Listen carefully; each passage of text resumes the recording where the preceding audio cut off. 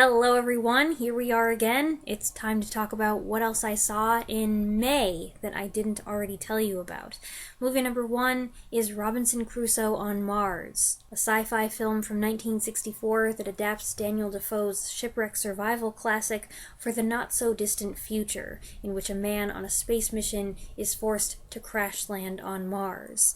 Since I seldom hear anyone talk about this movie, I'd say it must be underrated and perhaps overshadowed, but I thought it was quite brilliant. It's a great survival story showing the harsh conditions of the Red Planet as the filmmakers then envisioned it.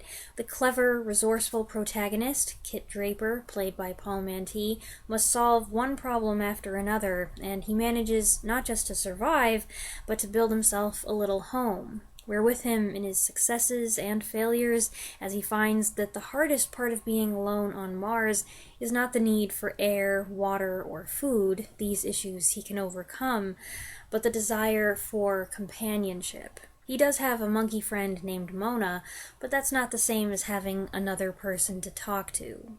Things change when he encounters an extraterrestrial slave on the run, played by Victor London. At last, here's someone with whom he could communicate, if only they can find a common language. I really enjoyed this. The set design is great, creative use of materials, lighting, etc., giving Mars a distinct appearance on a relatively modest budget. And the way exterior shots were filmed in Death Valley, with the blue sky overhead doubling as a natural green screen, is ingenious. It doesn't just look like the same desert and rocks over and over either. It's a vast, barren, formidable landscape, but these are surprisingly diverse sets. The movie's biggest curiosity comes with the appearance of foreign spaceships in the sky, which look an awful lot like the Martian crafts of 1953's The War of the Worlds. As a matter of fact, the same visual effects designer, Albert Nozaki, and director, Byron Haskin, made both movies. The resemblance is so uncanny that it suggests an unintended connection between the two films, which is confusing. The footage is also used a lot, and after the third time, it becomes repetitive. In addition to London, the film co-stars Barney the Monkey as Mona the Monkey, and Adam West. The film offers imaginative design, beautiful scenery, and a compelling story about what it means to survive versus what it means to live, and the value of true, equal companionship. We watched the Criterion Collection release of this film, and a couple weeks later, my mom and I watched it again to listen to the audio commentary, which features comments from director Byron Haskin, effects designer Albert Nozaki, star Paul Mantee, co-star Victor London, screenwriter Ib Melchior, and acting as historian, visual effects artist Robert Skotak. I knew some of the film's backstory already from reading Skotak's biography of Melchior, which I talked about in January 2021, but it was good to get a refresher and especially to hear everyone's take on it firsthand, including some clashes of opinion about how the film should have been made. Movie number 2 is 1946's The Captive Heart, a World War II drama about British prisoners of war at a German camp in France. I'd wanted to see this for many months. I finally did, and thank goodness I really enjoyed it. I know some people may feel an inclination to avoid war movies in times of global turmoil and tension. Sensitivity to that has made me wonder occasionally if I should not mention war movies that I have seen. But I don't watch them because I like war. I don't consider them just movies about people fighting each other. Any war movie worth its salt, in my opinion, is about much more than that. And most war films, I find, especially dramas like this one, are at their core about people. They're about humanity. They're about the preservation of self, the forging of unexpected friendships and tight bonds in an isolated or uncomfortable setting. They're about the emotional toll of separation from home and loved ones, and the stress of battle or confinement. War movies explore a man's hunger for freedom, and his determination to persevere and maintain some independence, even when it seems that all independence and freedom has been taken away. Above all, they're about the resilient nature of the human spirit. And The Captive Heart exemplifies all of this. It's an ensemble film, but unlike your average POW movie, and this is no knock on POW movies, it's not really about escape attempts, although of course they do have plans and schemes. Rather, it's about men striving and flourishing in captivity, rising from their lowest point to help each other, learn new hobbies, and reinvent themselves. Michael Redgrave plays the central character, a Czech who's escaped from a concentration camp and has assumed a dead British soldier's identity. His ability to speak fluent German makes him conspicuous, first to his fellow prisoners, then to a Gestapo official. To keep up his pretense, he writes to the dead man's wife, unaware that they were estranged. The woman, played by Rachel Kempson, Redgrave's real-life wife, not knowing that these letters are not really from her husband, is surprised by his eloquence and finds her feelings rekindled. But there are other significant storylines, each one sensitively crafted, including a pianist who receives a poisoned pen letter that nearly breaks him, an older man who's longed to have a child who receives word shortly after his imprisonment that he's going to be a father, and a blinded young man who doesn't want to be a burden to his fiancée.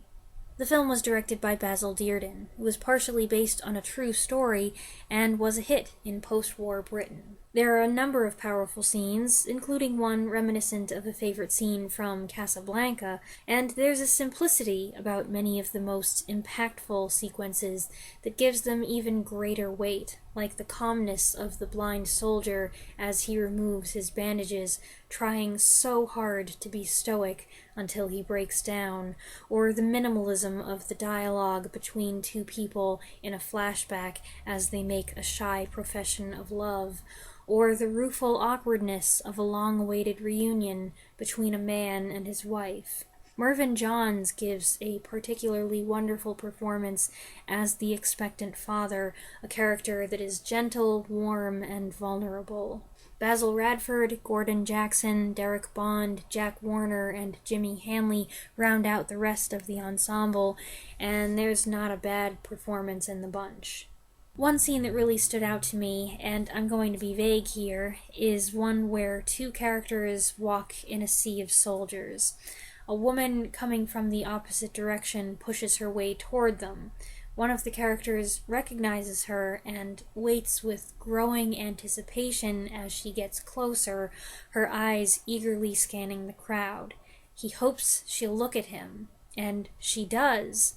But there's no glimmer of recognition, only a polite glance. She continues on, and he looks back at her, devastated by reality. Ugh! This encounter was possibly my favorite moment in the film, but with so many other moments I loved, it's hard to say. In general, I thought it was a great movie. Movie number 3 is 2017's One Cut of the Dead, Japanese title Kamera o Tomeru na, in which the members of a low-budget zombie movie production filming in an abandoned plant find themselves attacked by real zombies. But as cast and crew are getting chased and eaten and turned into zombies themselves, the demented director insists they keep rolling. The less you know about this movie, the better, which is why I'm not going to go into much detail here. I had managed somehow to avoid spoilers, and so the movie was able to completely take me by surprise. This is a comedy. I'd heard it spoken of very highly, so I had expectations. I was disturbed then as I was watching it because I thought, this isn't very good. As a zombie movie, it was okay, but it wasn't scary and it wasn't funny. aside from a couple times when I did laugh, mainly at how awkward the dialogue was and how bizarre the characters' interactions were. So here's this movie that I'd heard so much about that was not living up to my expectations at all. I was feeling bad for getting my mom to watch this movie with me under false pretenses, and then everything changed.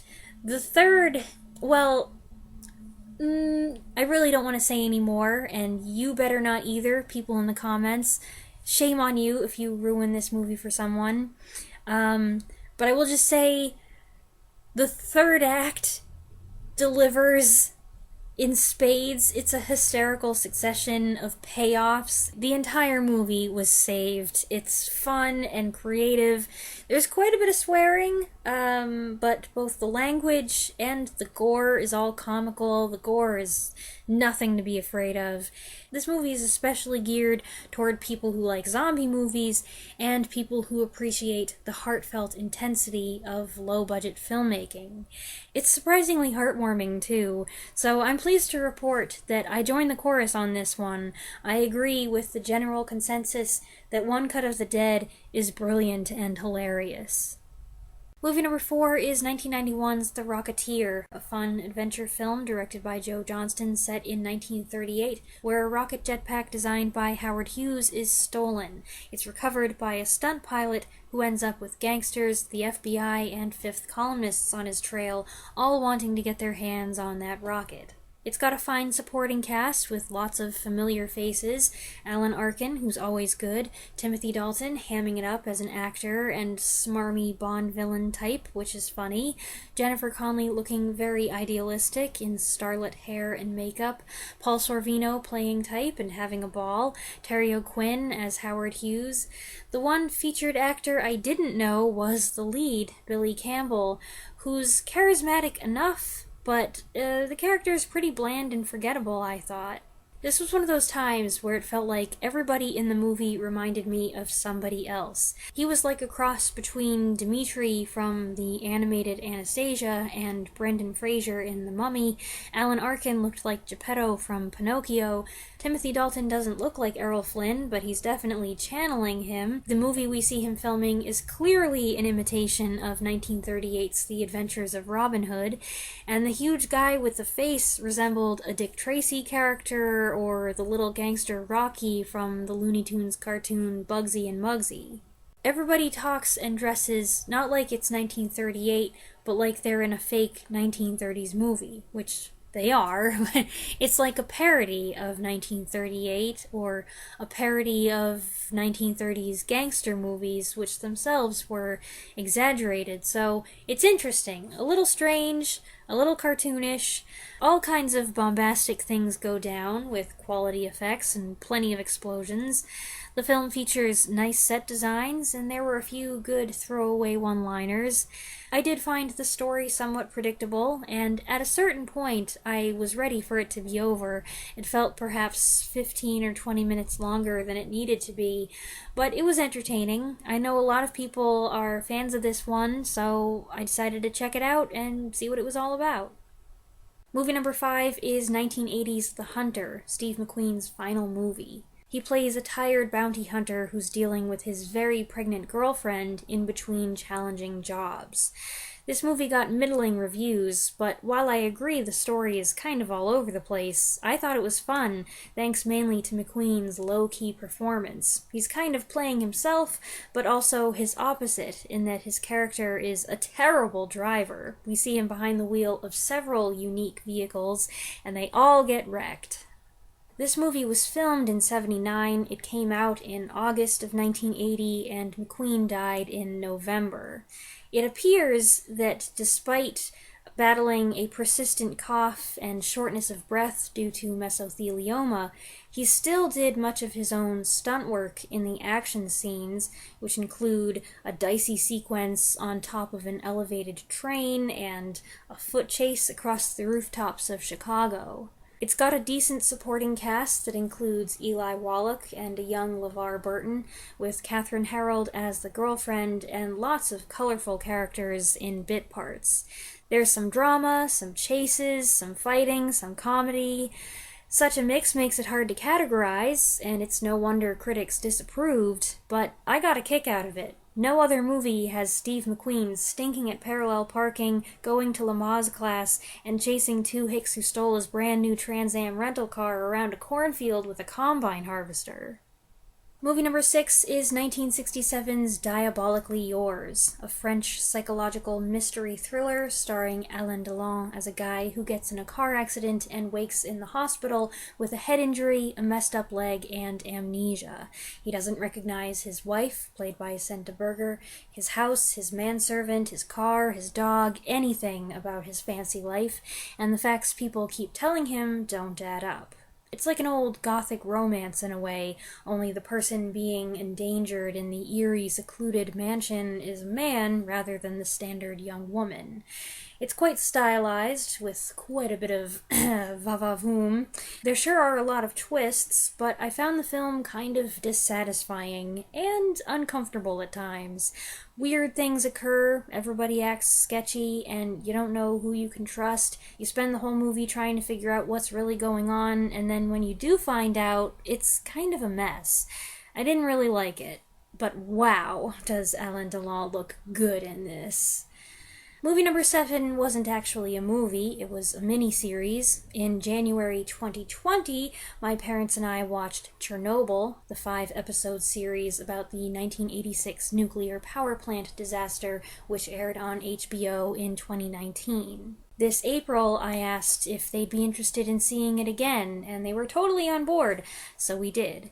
It made such a strong impression the first time that I recalled a lot of it, but there were things I'd forgotten too, so it was good to refresh my memory and view it from an informed perspective, knowing where it goes and what the main themes are. It's superbly acted, with great performances from the leads, Jared Harris, Stellan Skarsgård, Emily Watson, Paul Ritter, and from everyone else as well. There isn't an off note in the entire cast. The writing is equally strong. Writer, creator, producer Craig Mazin did a fantastic job with his clever, hard-hitting script, and I'm mystified to learn that most of his other credits are for comedies. The senseless red tape, irresponsibility, concealment, corruption, and professional self-preservation at the expense of others on display is appalling, and not hard to believe because we see this kind of stuff still happening with our own governments. At times it can be haunting, disturbing, sad. Admittedly, the miniseries is not 100% accurate, and there is some audience manipulation involved. That's dramatization for you. But it's always powerful. There are parts that are almost too much for me. There's something in the first episode there's something going on with a certain character. It involves blood, and every time I've seen this part, I feel nauseous. And then the third episode, where we see the condition of the plant workers and firemen 2 weeks after the explosion, is absolutely horrific. Major props to the makeup and prosthetics department. If you get squeamish, which I do, this is a lot. There's more to the disaster than just the initial explosion, and the program follows at each step of the way with explanations and analogies so clear that even I can understand them. Meanwhile, compelling personal dramas unfold, like the fireman's wife who will do anything to be with her husband, ignorant of the danger to herself, Emily Watson's character digging deeper and deeper for the truth, Harris and Skarsgård's relationship evolving from caustic antagonism to begrudging respect and tentative friendship. It's complex with many layers, and that's why I wanted to see it again. There's so much to take in, so many lines that I want to remember, and once isn't enough. I honestly wouldn't be surprised if I decide to watch it again in a couple years.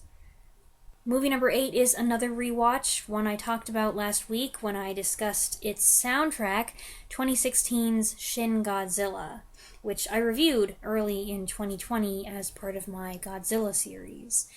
This was my 4th time seeing it, and with each viewing, I've appreciated it more and liked it better. I still can't help snickering at the first googly-eyed appearance of Godzilla on land, but I think it does some fascinating new things with the old kaiju that are alarming in their implications. The film itself moves very quickly, the editing can be abrupt, and there's often a lot of text on the screen. To say the least, this was overwhelming when I first saw it. But I came to realize that it's not necessary to process every word or memorize every character's name and title. That's not the point. What the film demonstrates is the incompetence and overcomplication of the government in the face of a national catastrophe, with bureaucratic red tape and hesitation getting in the way of swift, sensible decision-making and effective countermeasures. Yes, it was very interesting revisiting this after rewatching Chernobyl. As the situation changes, certain characters move up the chain and earn new titles. This emphasis on Japanese politics, which Godzilla films have touched on but not explored to this extent before, may be off-putting to monster movie fans who just want to see destruction and explosions. But if you grasp what director Hideaki Anno's intent was, you can appreciate the creativity, the innovation, and the film's more humorous aspects, like the bloated, evolving titles, the adjourning of one meeting to reconvene in another conference room where it's decided they must schedule another meeting, and the declaration of a national emergency signaling that all cabinet members and their assistants should dig their blue crisis uniforms out of the closet. I still think a major weakness is the young woman who's supposed to be an American politician's daughter whose grandmother was Japanese.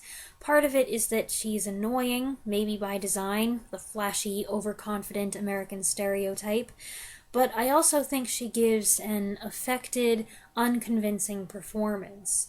But pretty much everything else that puzzled me or put me off the first time I saw this has grown on me. Has it become one of my favorite Godzilla movies? No, but I think it's a worthy, entertaining, unique entry in the series. It definitely holds its own, and I would have been interested in a sequel. Movie number 9 is 1984's The Terminator. I hadn't seen the whole thing before, so I wanted to amend that while it was on Amazon Prime. 2 individuals from an apocalyptic wasteland in the future travel back in time to find Sarah Connor, one to kill her, the other to save her so that she can give birth to a son who will be an important leader in the revolution against a machine-dominated world. Directed by James Cameron and written by Cameron and Gale Ann Hurd, this is one of those seminal movies, not just in the science fiction genre, but in pop culture in general. Everybody knows Arnold Schwarzenegger's Terminator. Everybody's done an impression. If you boil it down, it's a pretty basic chase story. Michael Bihn's Kyle Reese coming to rescue Linda Hamilton's Sarah Connor, and them rushing from place to place with a killer cyborg in hot pursuit. The relentless, malevolent-looking Terminator has always been creepy, especially in that reveal scene near the end. I had a nightmare when I was younger where that thing was coming after me, and it's one of the scariest dreams I've ever had. The foundational concept is not entirely original, and we touched on that when I reviewed 1970's Colossus the Forbin Project last summer. But the film's own influence has been significant. It's spawned countless imitations and several sequels. I know some people like to debate which movie's better, the 1984 original or the 1991 sequel, Terminator 2 Judgment Day. I do have a preference. I'm not going to go into that right now, but I also don't really consider it an argument that needs to be had necessarily, because one, doesn't exist without the other. They explore separate ideas within the same framework. They're very different movies. They're different in execution. They're exploring different themes. The characters are different. So it's fine to like one better than the other.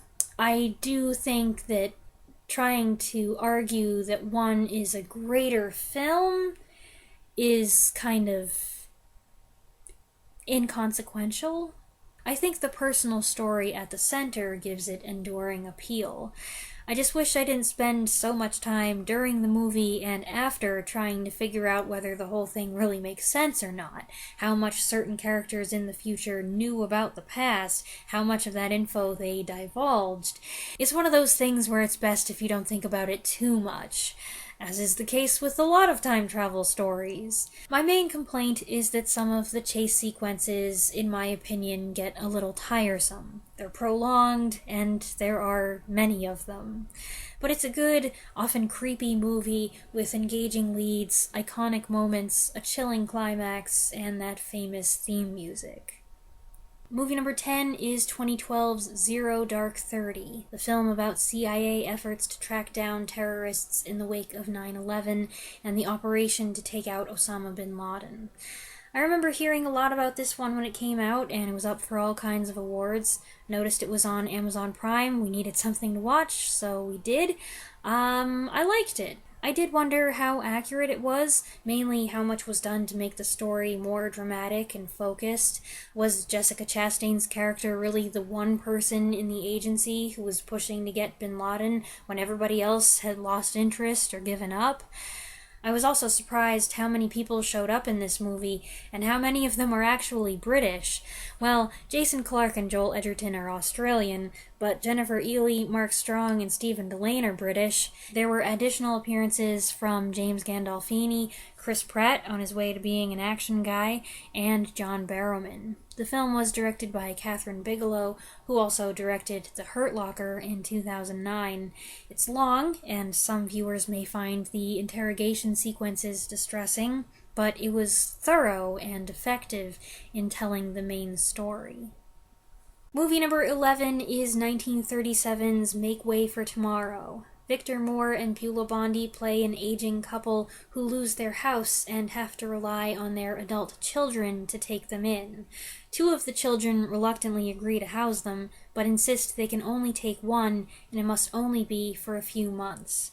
The film examines the strain the arrangement puts on their relationships and the pain of separation the couple suffers.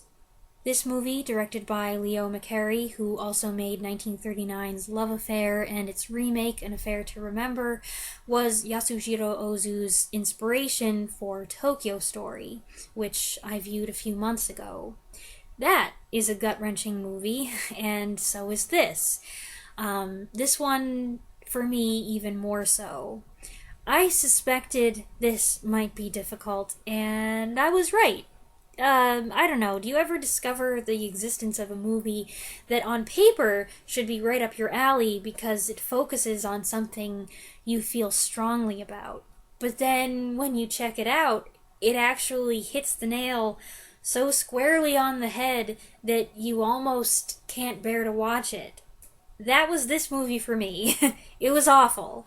Not really. The movie is very good. The storytelling absorbing without being overly sentimental or manipulative, with heartfelt performances from the leads. Thomas Mitchell also, as the eldest son who feels conflicted in his duty toward his mother and his wife, gives a compelling performance as usual, and I really liked Maurice Moscovitch as the local shopkeeper. It's definitely a movie worth seeing. In fact, I'd say it's one of those movies everyone should see at some point to remind them to appreciate their parents, to respect them and treasure them and care for them no matter how old, slow, fussy, difficult, whatever they may get. But it was hard for me to enjoy the experience of watching this. The part that was especially good, the last act, only made the bittersweet ending that much worse. It's heartbreaking. all the more because of the outraged feeling I had that it didn't have to be that way. Once it was over, I couldn't wait to get out of the room. Not that my mom would have minded if I cried, but I don't like to cry in front of people. So I escaped to the kitchen, where I silently cried while washing dishes, and Mom probably wouldn't have been any wiser if I hadn't noisily blown my nose, and I know she must have heard that because I heard her blow her nose in the other room. To end on a lighter note, though, here's something interesting. Beulah Bondi here is supposed to be around 70, but she's only 48, just 4 years older than Faye Bainter, who plays her daughter-in-law. Movie number 12 is 2021's Pig, in which Nicolas Cage plays a truffle hunter who lives a simple, reclusive life in the woods with his prized truffle pig. When the pig is stolen, he leaves his home to track down the people who took it. It's a simple story, not exactly a simple, self-explanatory film. Besides the fact that prior to learning about this movie last year, I had never even heard of a truffle hunter, or a truffle for that matter, which is a rare and expensive and therefore highly desirable kind of fungus, there's a lot the film doesn't tell you about characters, relationships, motivations, past history. You have to piece it together as you go, which is not abnormal, that's pretty standard movie stuff, but you find yourself with an awful lot of unanswered questions as the credits roll.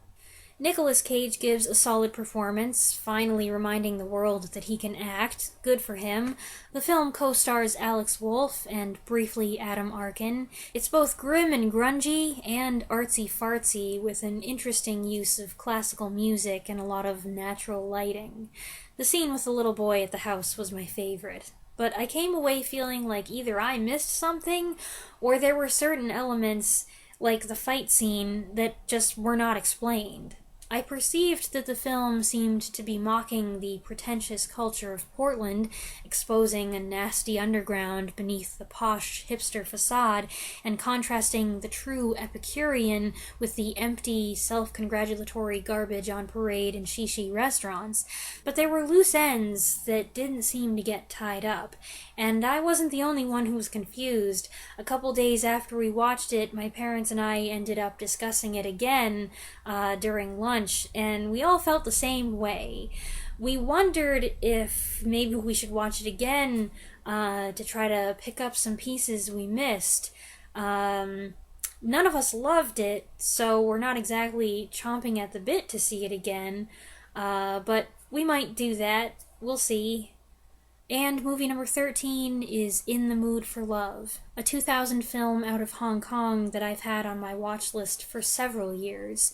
Made by Wong Kar-wai and set in 1961, it stars Maggie Cheung and Tony Leung as neighbors who figure out their spouses are having an affair. Devastated by the discovery, they begin to turn toward each other, but they are determined not to commit the same act of adultery and betrayal. This is a sublimely attractive and stylish film. On the surface level, Maggie Cheung's colorful, elegant costumes, along with her hair and makeup, are exquisite, and on a deeper level, the delicacy and subtlety with which the story is acted out is commendable. It's more or less a succession of encounters, sometimes accidental, sometimes intentional, sometimes casual, sometimes fraught with tension. It's a slow-burn romantic drama that barely has any romance, at least not of the overt variety. It's about temptation and denial and complicated feelings, much of that conveyed through nonverbal communication. I'm sure there are some who would find it pointlessly exasperating. They would say, here are these two attractive, likable people who have feelings for each other, they're drawn to each other, why don't they just act on it? Their marriages are over anyway, so they should just do what makes them happy. But I appreciate the restraint and the discipline and the sense of duty, even though they have been mistreated themselves. I think it takes greater fortitude to stay with someone who has been unfaithful to you, and to remain faithful yourself when you're tempted to go astray, than it does to just act on impulse and do what's going to make you feel good in the moment. It's a very aesthetically pleasing film, with appealing colors and a sense of movement that is sometimes mesmerizing. I like the decision to not clearly show the husband or the wife, and I like the use of 3 Spanish-language Nat King Cole songs. Above all, I admire how the film conveys a sense of yearning without ever crossing the line. So that's everything I watched last month. I hope you enjoyed this video. If you have seen any of the movies that I talked about yourself, go ahead and share your thoughts on them in the comments below. I look forward to reading what everybody has to say, and I'll be back next week. Thanks for watching.